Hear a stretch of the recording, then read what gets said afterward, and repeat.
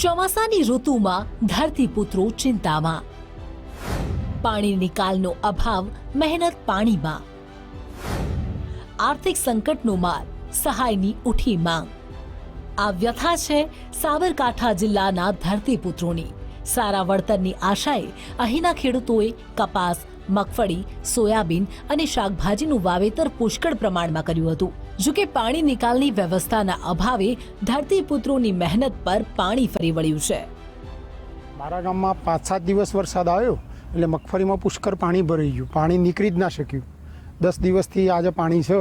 હવે મારા ડોર પડ્યા છે, ફૂગ આવી ગઈ, વ્હાઈટ, બ્લેક, અને મગફળી 20% તો ગામમાં જતી જ રહી છે પાણીના કારણે.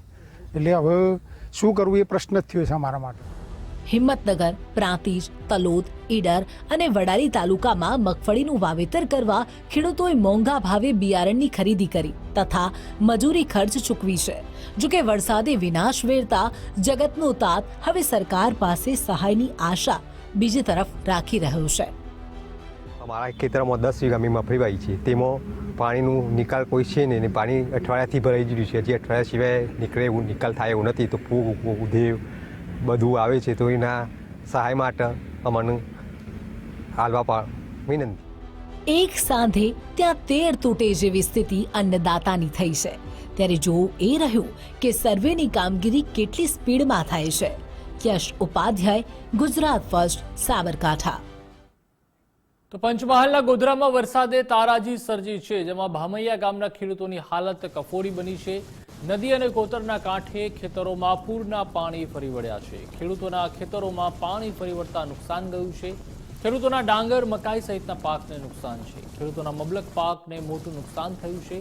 સરકાર સર્વે કરી નુકસાનીનું વળતર ચૂકવે તેવી માંગ ઉઠી છે. આગામી 4 થી 5 દિવસમાં ગુજરાતના કેટલાક વિસ્તારમાં ભારેથી અતિ ભારે વરસાદની આગાહી કરવામાં આવી છે. ત્યારે પંચમહાલ જિલ્લાની વાત કરવામાં આવે તો પંચમહાલ જિલ્લામાં ગત મોડી રાત્રિએ પંચમહાલ જિલ્લાના કેટલાક વિસ્તારમાં ધોધમાર વરસાદ વરસ્યો છે. મેઘરાજા મન મૂકીને વરસ્યા છે, જેને લઈ પંચમહાલ જિલ્લાના જે મુખ્ય જળાશયો છે તેમાં પાણીની નોંધપાત્ર આવક થઈ છે. કેટલાક ડેમો છે ઓવરફ્લો થયા છે, જેને લઈ શિયાળુ પાક અને ઉનાળુ પાક લેવામાં આવશે, જેને લઈ ધરતીપુત્રોમાં હાલ ખુશી જોવા મળી છે. પરંતુ જે મેઘરાજાએ ધમાકેદાર રી એન્ટ્રી કરી છે, જેના કારણે ખેડૂતોનો હાલ માથે હાથ મૂકી રોવાનો પણ વારો આવ્યો છે.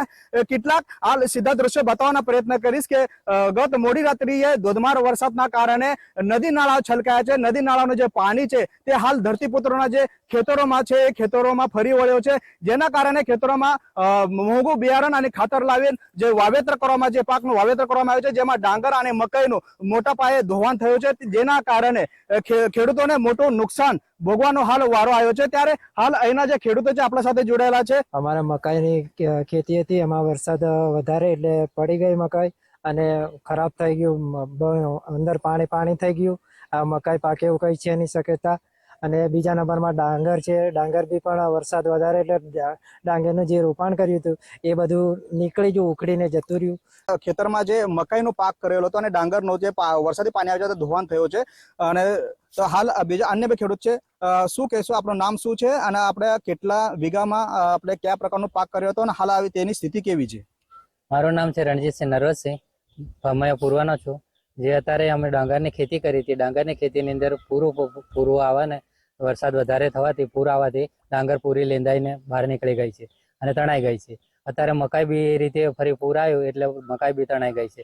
અત્યારે મકાઈ કે ડાંગર અમારે ખેતરમાં રહી નથી.